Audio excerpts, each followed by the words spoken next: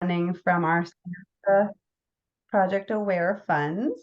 So we're thankful to have those resources and are happy to have Josh McNeil joining us from InMind Services for the webinar today. And he's going to be talking to us about how stress impacts students and how we can help. So happy to have him joining. If you would just take a minute while you're logging on to type in your name and school organization into the chat, that would be helpful. And then if you can just make sure that your microphone is muted. We will have time for questions at the end. So keep track of any questions you have. You're welcome to put those in the chat, or at the end, if you want to come off mute and ask those, that is acceptable as well. So Josh, I will let you go ahead and take over. Perfect. Thank you so much.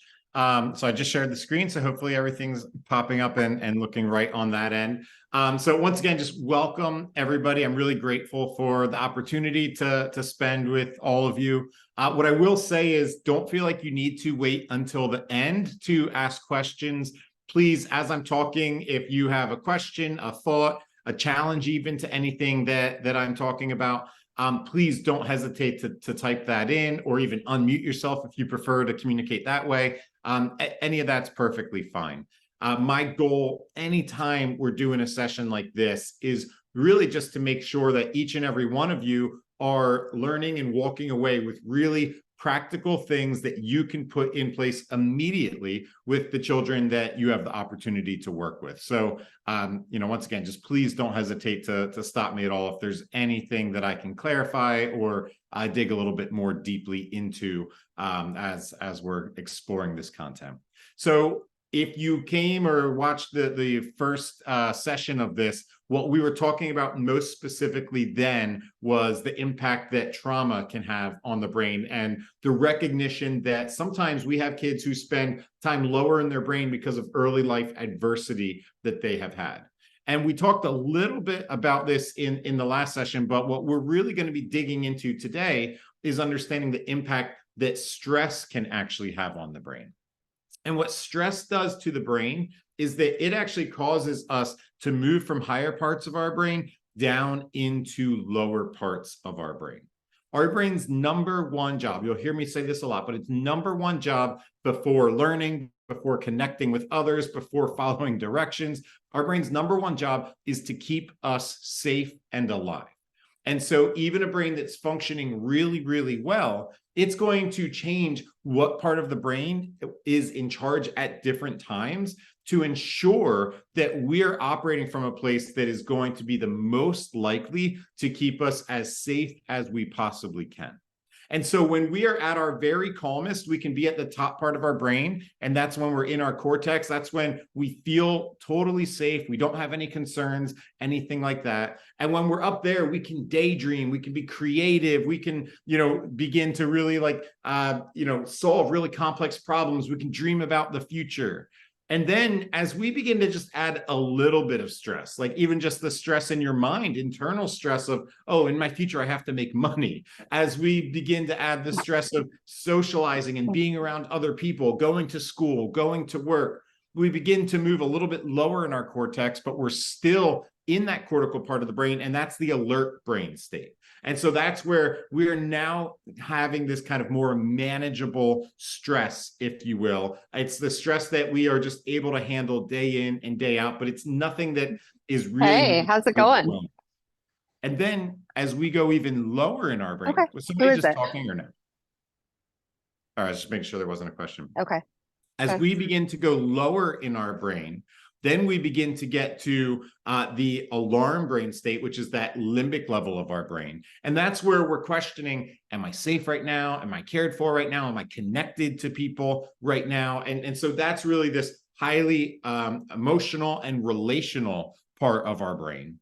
And then as we begin to get lower, we begin to really shift into what's considered the survival part of the brain. And that's the midbrain and the brainstem, which really make up these much more survivalistic, reactive responses to different things that are going on around us. And so when we get really low in our brain like that, what we find is that we are just trying to survive.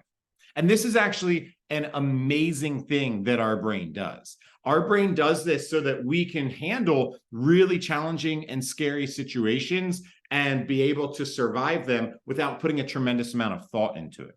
So for instance, if I am, walking around in a city and I accidentally step out on the street without looking, then I glance to my side and see a vehicle coming in my direction, I don't want my cortex to be the primary area that's operating at that point in time. Because my cortex tries to do a higher level of thinking where it begins to question or analyze, what kind of car is that? What speed is it coming at me? How often do people get run over in this city? And while my brain is doing this higher level of thinking, I end up getting struck by the vehicle. And so thankfully, my brain says, you know what, we don't need that. And it shuts my cortex down instantly so that I'm not operating from that in that really stressful moment. And then similarly, I don't need my limbic level, my social emotional part of the brain. My relationship with that vehicle is not going to impact my, survival rate with that vehicle. And so it begins to shut that down as well. And so then I'm operating just from this lower part of my brain. I'm operating from the midbrain and brainstem, that survival brain that collaborate and work well together to really keep me safe. I see out of the corner of my eye that vehicle that immediately sends a message to my midbrain saying, oh, shoot, there's a vehicle. It sends a message to my heart saying, heart, start beating really fast. You got to send blood to my hands, blood to my feet so that I'm ready to jump out of the way. I'm ready to catch myself. You have to modulate my blood pressure so that I don't kind of pass out when my heart rate goes up really fast right there. And then it sends a message to my midbrain saying, you got to jump really fast. You got to brace for the fall. And without any thought, we jump out of the way of that dangerous thing, and it keeps us alive. But what's interesting about that is that while that is amazing and phenomenal, is that we have kids in our schools who go through that same process, except there's not a car coming their direction. Instead, it's somebody looking at them funny. It's somebody that said something they didn't like, somebody, redirecting them in the classroom, them receiving an assignment or a grade that they don't agree with. And all of a sudden, their brain goes right back into that survival part of the brain. Because what's interesting about our brains is that it's less about the reality of danger, and it's more about our perspective, our perception of whether or not we are in danger in that moment. And our perception that says I might be in danger right now causes the exact same type of response, where suddenly these higher parts of our brain are beginning to get shut down. We are operating primarily from these lower, more survivalist part of the brains. And that's where we begin to see these behaviors that really don't belong in a classroom.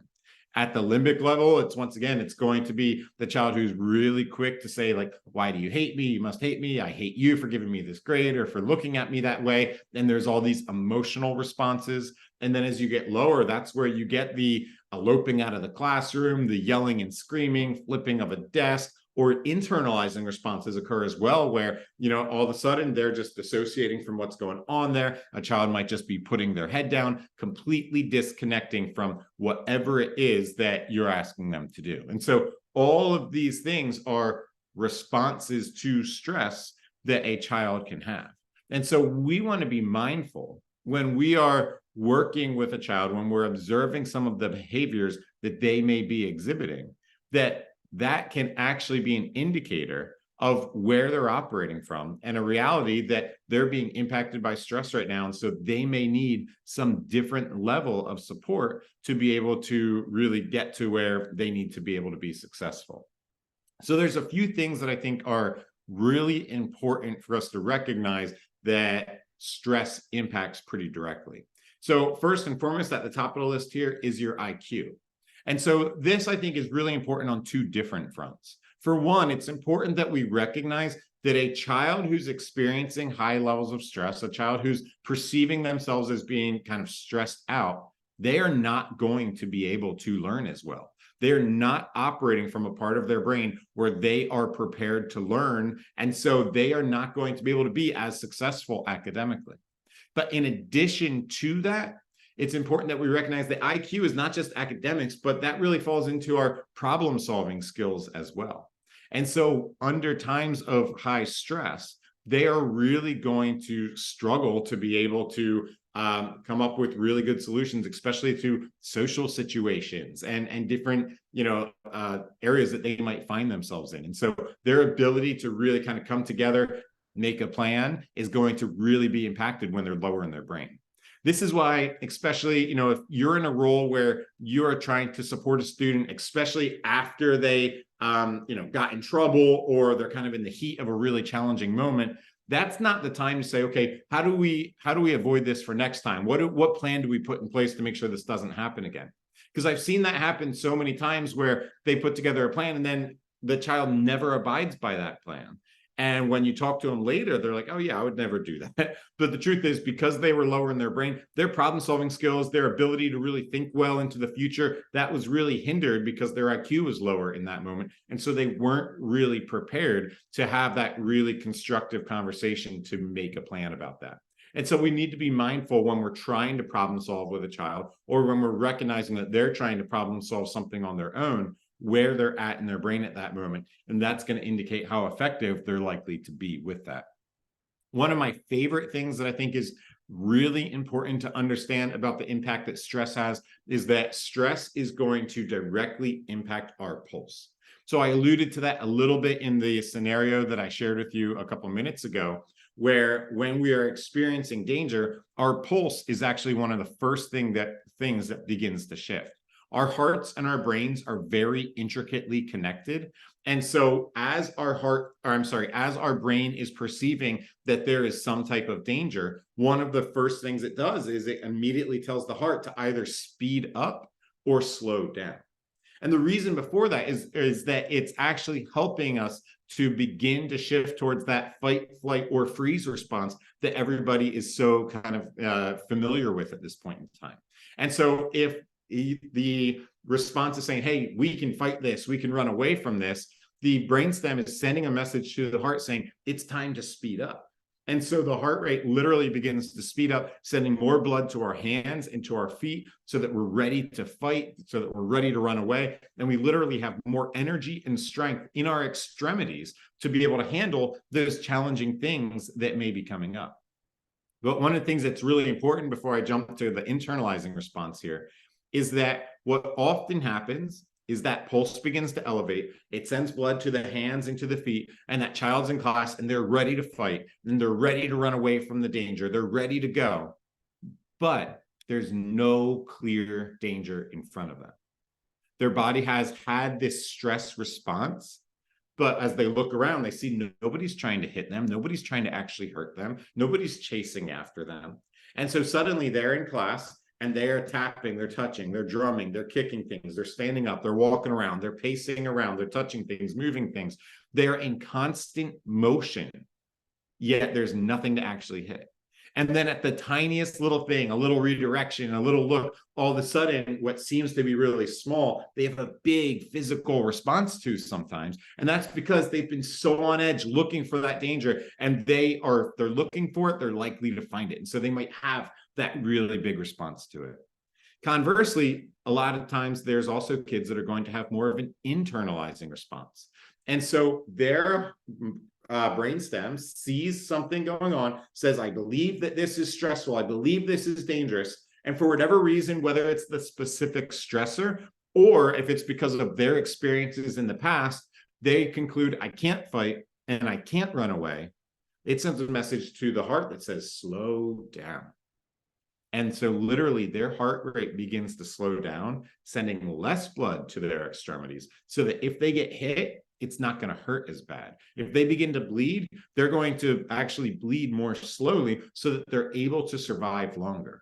But the way that this manifests itself behaviorally is a child that just looks like they're zoning out, a child that looks like they're daydreaming, a child that puts their head down, maybe even falls asleep. I've had a couple different kids that I've worked with in the past that will literally pass out when they dissociate because of how slow their heart rate gets. And so you're having this kind of really notable physiological response to what is going on around you. One of the things that I really appreciate about Pulse is that there's not a single one of us that sits back and says, all right, Pulse, go up 20 points right now. Or, all right, Pulse, go down 15 points. It is a natural neurobiological response to stress. And so it's so important that we recognize that we are going to have kids who are exhibiting these behaviors of concern that's based upon how their brain's biologically responding to stress, and they have no control over it. Once again, they are not choosing to be in that spot. And so I think that's really important for our perspective as we're working to help and support children, recognizing that they are not really in control of every single behavior. Now, I want to be clear. It might sound like I'm trying to let them off the hook for all behaviors of concern. I always like to make it crystal clear. That's not what I'm saying. There are still behaviors that need to have consequences for them 100%. But I think that it helps us to understand them more. It helps us to recognize where some of those behaviors may have really been rooted in. And I think that then leads us to a far better place to be able to provide them better support in the future, so that we're not simply saying, hey, it's wrong to hit somebody or do something like that, but we're helping to actually put things in place so that they're less likely to be in the neurobiological state that they were in that caused them to actually exhibit some of those big behaviors of concern. I noticed through the chat that a handful of you are actually in positions where you're likely to be supporting students more one-on-one rather than necessarily in the classroom. One of my favorite tools that I've encouraged people to utilize is actually walking around with a pulse oximeter. And especially for some of your students that might be struggling the most, have some of the bigger behaviors, or who have some of the more, signs of dissociative behaviors, utilizing pulse multiple times throughout the day to really just try to do a check-in to see where are they at. I have found that utilizing pulse is something that's really been advantageous for a lot of the students that I've worked with before, because it's something that's so clear and tangible that they can actually make sense of. For a lot of kids, if we ask them, are you upset? Are you angry? Are you anxious? Are you scared? They really struggle to label some of the specific feelings and emotions that they're having. But they can pay attention to something as clear and tangible as a number. And so if you're in a position like that, and this is a tool that you would want to utilize, what I really encourage is, you need to take pulse often. And you want to really, first and foremost, establish what is an individual student's baseline. Because their baseline is not their resting heart rate. They're not going to ever be at the resting heart rate when at school. But their baseline is going to be, what's their heart rate at when they're having a good day or a good hour or a good moment. And that really is kind of what our goal is. And so let's just say you have a child, you take their pulse a few times and you realize, all right, when you're doing well, you're not getting in trouble in class, you're getting along with others, your pulse seems to be hovering right around 80. We know, okay, that's your baseline. That's where you are at your, kind of personal best. And then when they're having some struggles, take that pulse again. And what you'll find is that for the externalizing, it's probably getting up to 100, 105. For the internalizing, it's probably pushing 60. And so they can begin to see, my pulse really is shifting far away from that baseline when I'm having these behaviors of concern. But what's interesting is that the pulse is going to shift in most situations before the behaviors shift. And so we can actually utilize pulse to have an indicator for what future behaviors might be. And so when we take pulse and see that it's beginning to shift away from the baseline, a student can really begin to see that and recognize, I need to do something right now that's going to help to regulate my pulse. It's going to help to get my pulse back closer to that baseline so that I'm in a better spot. And so really utilizing that as a tool to help them kind of find that baseline. And really, some kids even like to make it a competition. Let me see if I can get it back to 80 right now. Let me see if I can get it back to that kind of sweet spot, so to speak. And so really just utilizing that as a tool I found to be really, really effective. Now, the one thing that I'll say is that baseline is so key, because the average for kids is going to be anywhere between 60 and 90. But just because that's the average of where you would be at when you're calm, that's going to look different for every child. I had a student once that I worked with, the lowest I ever saw his pulse was 115. But I knew how to work with him at 115. That was his baseline. That was our goal. And there were days that he was at 150. And we knew, okay, today we need to do things a little bit different. But it gave us kind of a range that we were able to work from so that we were able to give him the support that he needed. Moving down this line a little bit, sense of time is another really important one that changes as you get more and more stressed. When you're high up in your brain, that's where you can plan for the future. That's where you can, really, be rewarded by the idea of earning something, earning grades, earning a trip, getting into a certain college. And then as you get lower in your brain, all of a sudden you can't think far into the future. Maybe you can think a couple of hours into the future. And then as you begin to shift even lower in your brain, you're really thinking moments and seconds. And then at the bottom of your brain, you really need something that's instantaneous. And I think this is really important to understand, especially when we have kids that are, likely to kind of melt down or blow up a lot. When they're in that state, it is the wrong time to say, hey, I need you to calm down or you're not going to earn that pizza party on Friday. Or I need you to calm down or you're not going to earn all, the grade that you want, or you're going to fail this or that or the other thing. It doesn't mean that there aren't consequences for their behavior, but it's not the time to talk about something in the future. It is, you really want to be mindful about how can I support you right here and right now. And so when a child's in that spot, we really want to be mindful to be like, all right, even though there might be consequences in the future, how can I support you right now? Hey, can we go take a walk right now? Can we just get out of this room? Can you take a sip of water right now? Hey, can you, just move over to the calming corner right now? What can we do right now? Do you want me to give you some space right now? And so just being intentional about the sense of time that they're actually able to handle. When we are constantly talking about long-term things, rewards, consequences, etc., all they're hearing is you're taking something else away from me. It doesn't make sense to them. They struggle to really understand time at that moment. And so it's going to be really, really challenging for them to be able to utilize that as something that's really going to motivate them to change their behavior the way that they might want to.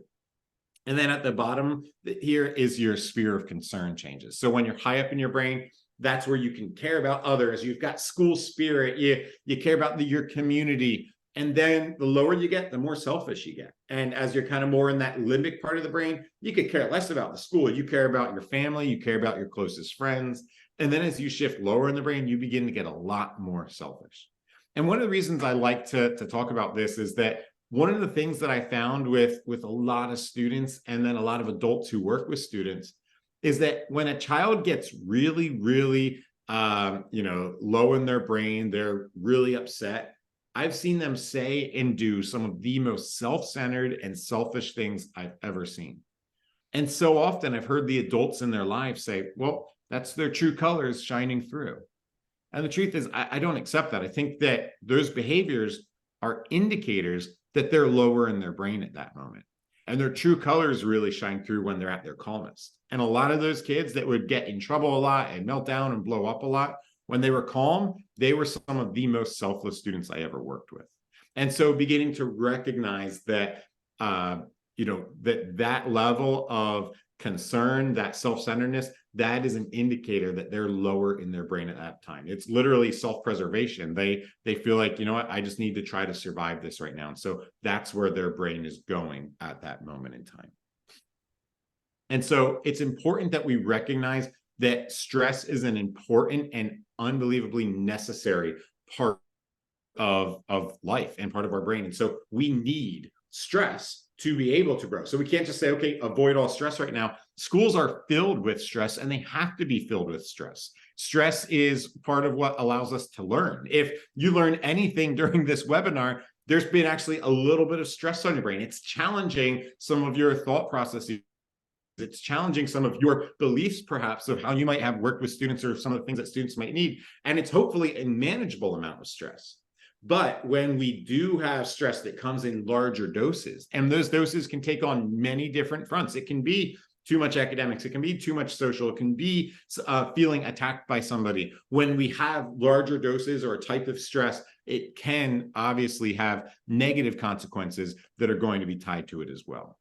And so we want to first understand what some of the things are that can create a negative pattern of stress and really what that leads to. And so when you have stress that is unpredictable, and so stress where you don't know what's going to happen next, you didn't know that it was going to come, it kind of came as a big surprise. When you have stress that's extreme, and so it either actually does have a very big impact, or it feels like it's something that's going to have a very significant impact. And when you have stress that's prolonged, meaning you don't know when it's going to end and it seems to keep going on again and again, whether it's something that keeps reoccurring or whether it's an event that just has long-term consequences tied to it. This is what leads to a student having likely to really develop vulnerability. And what we mean by vulnerability is that the more times they have these negative patterns of stress, the more likely they are to experience future stressors and have a negative impact with them. And literally, their tolerance to be able to handle future stressors begins to go down exponentially the more negative patterns of stress that they have in the future. And so that's why sometimes we look at a child and we know that it was a pretty small dose of stress that they experienced in a moment, and yet they seem to have a really big response from it. And we're really questioning, like, why did you blow up? All I asked you to do was, 5 problems on this worksheet, or all I asked you to do was, go hand this in, or whatever. Like, it seemed like a really small thing that we requested of them. But what happens is, if this is a child who's had a lot of negative stressors in their life before, their vulnerability level ends up being really high. And so their ability to tolerate stress goes really small. And so all of a sudden, really small stressors end up really overwhelming them and leading to some big issues in the future. But the good news is you can actually have positive patterns of stress as well.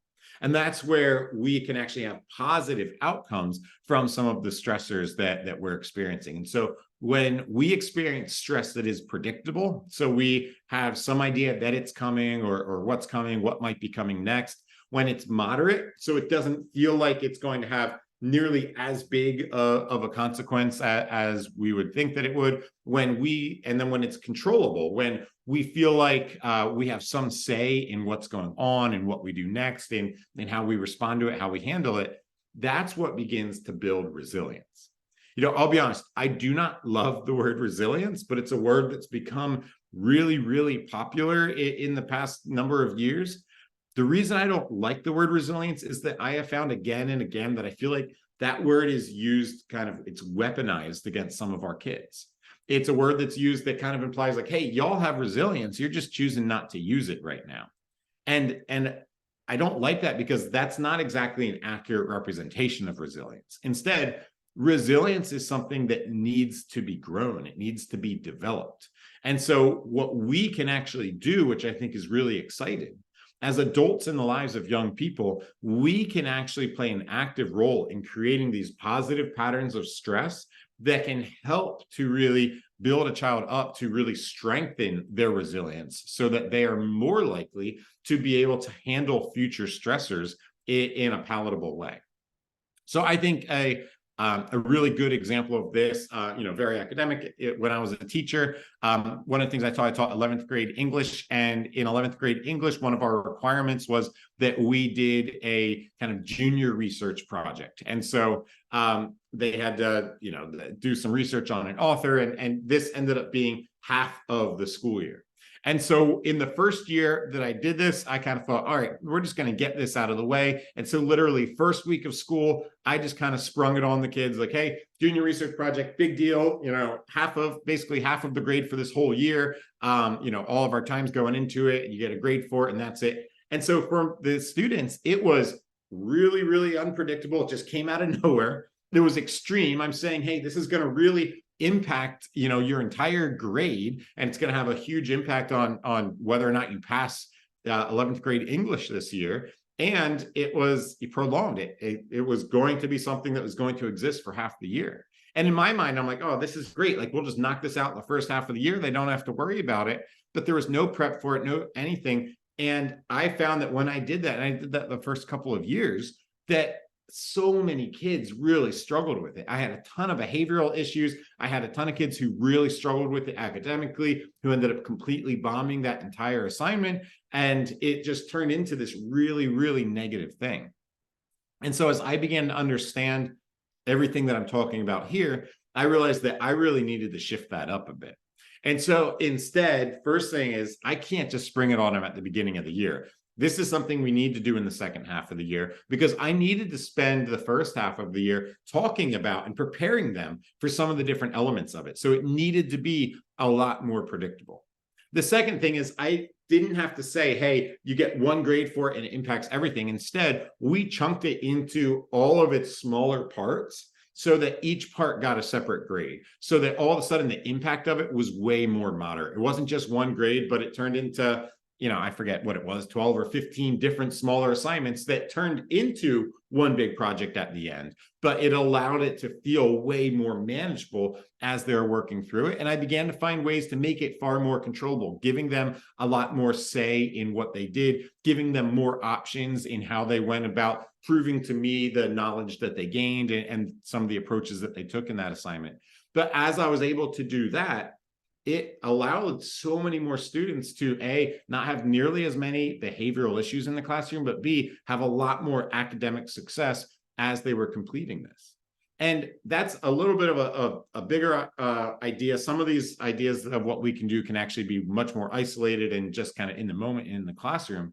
But we as teachers and counselors, administrators, support staff, we have this unbelievable opportunity to collaborate and work with students. And as we're working with them, we can really be intentional about, are we following this whole idea of how to create a positive pattern of stress? Are we keeping things predictable, moderate, and controllable? And the more that we expose them to stressors like that, the more likely they are to begin to develop resilience, so that in the future, when stressors come, they're going to have a wider tolerance for stress. They're going to have an easier time being able to actually handle some of those things that are coming at them.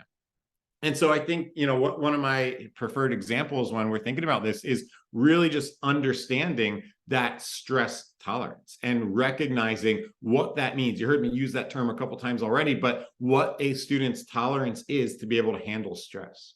When I think of stress tolerance, I often like to think about, stress being a glass and our tolerance for stress, or I'm sorry, stress being water and our tolerance for stress being a glass that we're kind of filling up. And over the course of the day, as different stressors are coming in, we're just pouring more and more stress into their cup, and their tolerance is filling up more and more and more, all the way until you get to that survival brain. And then when that cup ends up overflowing, that's a child who's likely, once again, completely blowing up or completely melting down, completely losing it. And so we want to be mindful of that and kind of be visualizing that over the course of the day to really think, A, how do we avoid completely overwhelming their stress tolerance so that they are able to be at a point where they can be a lot more successful, so that they can stay in that learning brain. And then it also causes us to think, okay, first off, how do we modulate some of the stressors going in? And then secondly, what are some of those things that we're able to do to remove some of the stress out of the cup to make sure that they're in the best spot that they can possibly be in? And so there's a lot of things that can lead to, different, their stress tolerance really growing. I just wanted to kind of pinpoint a few things that maybe we don't think about, because there's a lot of really just common stressors that come in all the time that school brings about. But I think there's a lot of things that we're not always as mindful of that can actually have a big impact. For one, changes in routine. And so, every single marking period, those shifts, every time we have a break, every time we have a holiday, those changes in routine can actually be bigger stressors that are going to mean that they have less room in their stress tolerance to be able to handle some of the stressors that we might be bringing to them at school. And so what I think is really key with that is recognizing that even positive changes in routine are stressors. So even if it's something they're looking forward to, whether it's a holiday or break, maybe it's a new sports season that's beginning, maybe it's an excitement to see a friend or go on a vacation, even these things that are really, really great and they're looking forward to, they're still stressful. And so those changes in routine can really have a big impact there. Dysregulated adults, this might be obvious, but if there's a lot of adults who are dysregulated, we as adults, we go through things as well. And so the less regulated we are, the less calm we are, that's going to directly impact the kids as well. And if there's things going on in your school, in your community that might be having more of an impact on some of the adults, we recognize that means that the kids are actually going to be impacted as well. It has kind of that trickle down effect. our news and media, and kids are getting news and media through TikTok and other social media right now. They're getting inundated with different things, and they may not have the same filters that we as adults hopefully have to be able to see what's real, what's not real, what is something that we really need to give concern to, what isn't. And so they see a lot going on in the world, and that can actually be really, really scary to them. And once again, it fills up their stress tolerance. Changes in family dynamics. Some of these are more obvious, like divorce, a family member being in prison, but also just, as different family members are aging, as some move on to college, as some begin to kind of get involved in different activities, and friendships and relationships change, all of that impacts their stress tolerance. And then reduction of social opportunity. So, I know it was already alluded to, as weather is changing, as different things are occurring, and students have more or less time outside with friends. The days are getting shorter. As these different things occur, all of a sudden they're going to have fewer times to really be able to interact with each other the way that they did in the summer and the way that they did with nicer weather. And so just being mindful of that. One of the keys with the vast majority of school-age children is that they are operating out of that limbic level of the brain. The limbic level of the brain craves social interaction. And so as they are having fewer and fewer opportunities for that social interaction, that's actually going to cause more stress, because they're losing out on something that their brain is really craving in that moment in time. And so there's a few tips for kind of ideas for how we can really help to increase some of this, growth in stress tolerance, and as we're working with kids. First and foremost, I think probably the most important lesson that you can take from this is pausing before the shutdown or the meltdown. And so what I mean by that is, as we're working with kids, and I spend a lot of time in a lot of classrooms, the kids who weekly or daily or hourly have these shutdowns, have these meltdowns, where they have this big emotional response, whether it's externalizing or internalizing, and they just can't handle anything. When a child shuts down, they stop learning. And so it's really important that we first and foremost begin to avoid that shutdown. But also what's important for us to realize is that each time they have that shutdown or that meltdown, once again, that's building much more vulnerability, and it's not building resilience. Because when they have that shutdown or that meltdown, their brain begins to realize, okay, this is the end result of this thing that they asked me to do. And therefore, why would I put in any effort for it if this is how it's going to end? And so I think, kind of a generalized but classic example I always like to give for this is when we have a child who, once again, is really struggling with getting some academic assignments done, trying to really be attuned to, okay, what can they handle? How much time really can they handle? And I get it's going to look different for different subjects, but let's just say that you have a child and the expectation is, I'm going to hand out some work, and most students in the class can work on this for 10 minutes with maybe asking a couple questions here or there. But I'm expecting them to work for 10 minutes kind of on their own. And this child by minute five, every time is tearing up that page, is yelling, is walking out of the classroom, is getting really upset. What we know is that their stress tolerance then allows them about 5 minutes of uninterrupted work time to be able to get through what they're trying to do. And so what we want to look at if we see something like that is say, okay, for that child, what I'm going to begin to do is at the 4-minute mark, I'm going to begin to find an excuse to give them a break. At about 4 minutes, I'm going to say, okay, why don't you put the pencil down? Can you help me with something real quick? Or, you know what, that's good for right now. Why don't you go on and work on something else, whatever the case might be.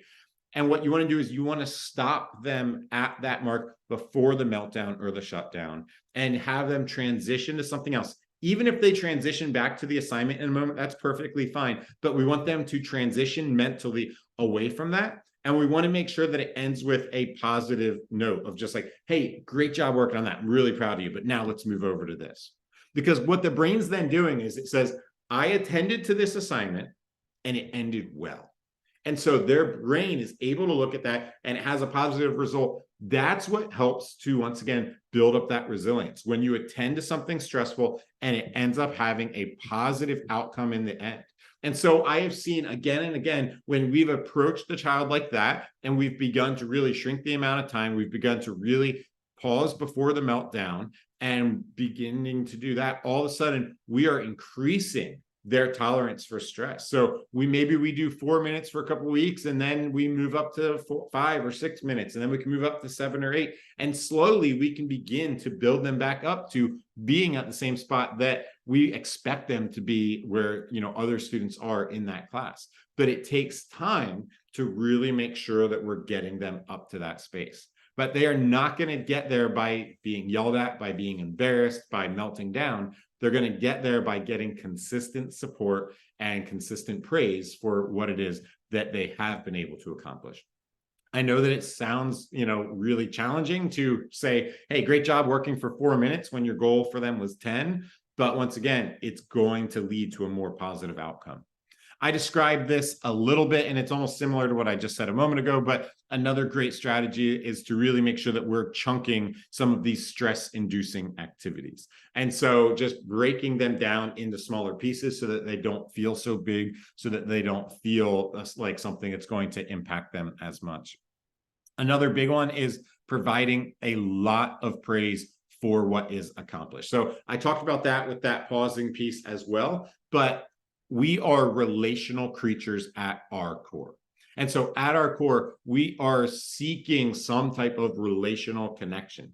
And so the more that a child hears like, hey, great job on that. Hey, I'm really proud of you. And the more that we can even just create any type of relational connection, that is going to help to actually reduce a lot of the stress. And it's going to help them to be able to work harder and handle a higher load of stress than they otherwise would.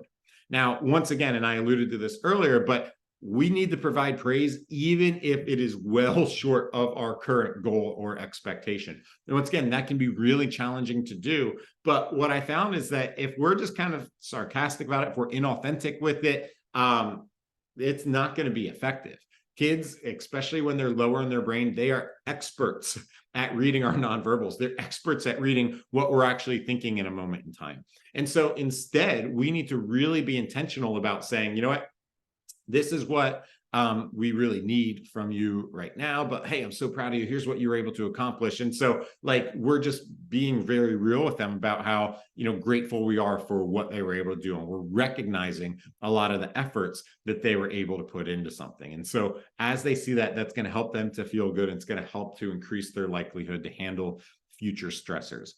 We want to make sure that we're providing regulating opportunities often. So I talked a lot about those at the end of the first webinar, but really just looking into what are our toolboxes for different tools and strategies that help to reduce a lot of our students' stress level. And so as we can begin to really think about and look at some of those ideas and just utilizing those and making sure that students have open access to regulating tools and opportunities, that's going to be another just very clear and present way of reducing stress as more and more stress is coming in. And then lastly, and possibly and probably rather the most challenging piece of all of this is for us to remain calm and supportive as well. For us to be able to make sure that we are as regulated as we possibly can be so that we're in the best spot to be able to support kids. A dysregulated adult is not going to be able to regulate and support a child in the way that we want to. And so making sure that we're being intentional about keeping ourselves regulated is what's really going to be key to being able to be in a spot to be able to support students. Real quick, in just a moment, we're going to shift to the Q&A session. So I'm just kind of on what could be the last slide here. So if you have any questions or comments about anything that we've talked about, I'd encourage you to begin to write that into the chat now. But the last thing that I like to end with, kind of on that whole idea of us remaining calm and supportive for students, is the reality that we as adults, we have a learning brain and a survival brain as well. We have a stress tolerance as well. And so we want to make sure that we are in the best spot possible to be able to provide that level of support to kids. And so I always say that one of the greatest downfall of every teacher or counselor or anybody who's working on the front lines with students, our greatest downfall is that we're human beings as well. We are people. And so we're going to have the exact same level of challenging responses to behaviors that our students will. And so that's completely normal. And so on the one hand, we need to let ourselves off the hook a little bit, take it easy on ourselves and recognize that it is going to be challenging at times when we're trying to support young people. But we also need to make sure that we're remembering that we need to be in the best spot possible to be able to help them. And so we need to be thinking through, what are the things that fill up my cup throughout the course of the day? What are the things that are, making my stress tolerance overflow?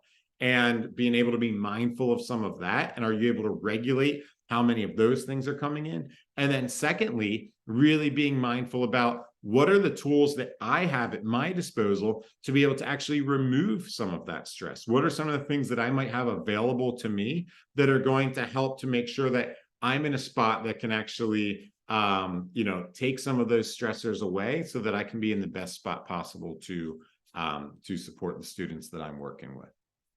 So with that said, are there any questions about any of what we've discussed so far? Any questions about stress tolerance for our students?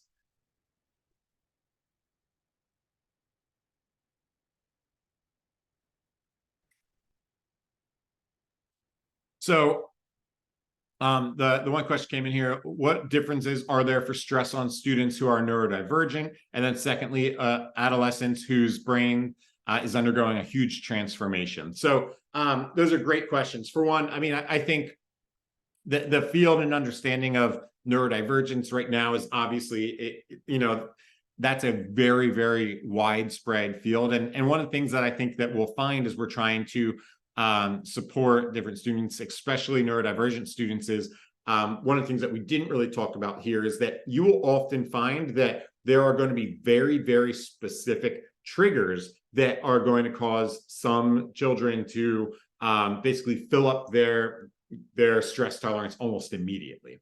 And so those things can at times be, very unique and very specialized to others. And there's some kind of common themes that you might find across different children. But that's one of the biggest things that I'd really say that we want to be on the lookout for is, all right, what are those moments that are occurring that fill up their stress tolerance immediately? Is it physical touch? Is it the raising of a voice? Is it certain expectations? Is it certain times of day? Is it certain people? And so trying to figure out what are some of those, indicators out there that are going to really immediately have a really big impact on some kids.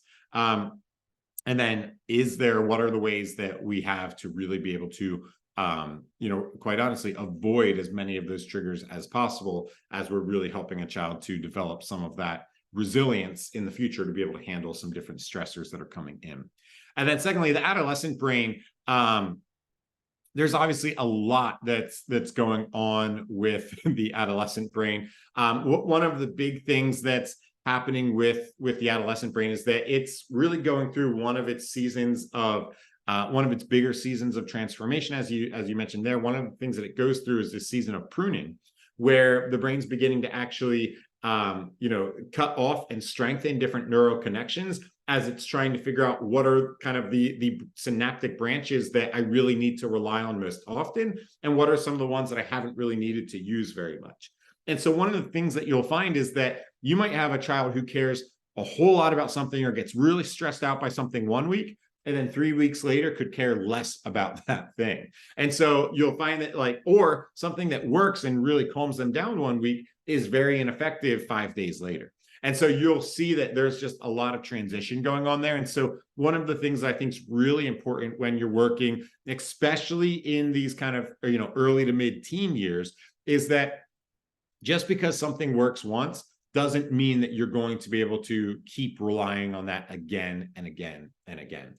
And so I'm a big fan of, and once again, I worked in high school with my students. Even though we found something that would work, I would try to say, hey, every couple of weeks, let's come back to this and see, okay, is this still a plan that works for both of us? Is this still a tool that goes, is this still like a pattern or a process that you're pleased with? And if not, let's come back to it and really try to figure that out. But you're going to see, in addition to responses to stress, that there's just a lot of unusual behaviors that some of those adolescents are going to be exhibiting as well. And that's, there's a lot going on. I think that we actually mentioned this in the first session, but there's a great book called the Teenage Brain that talks just a lot about some of those other changes that are going on in the brain, why adolescents are going to be far more likely to engage in really high risk behaviors and just strange and unusual behaviors as well. And so I think that all of that just is kind of playing into the mix here that just can make it challenging to identify why exactly they might be doing something and how we can provide some of the best support for them. Are there any other questions? Feel free to come off mute if you have any questions or type something in the chat.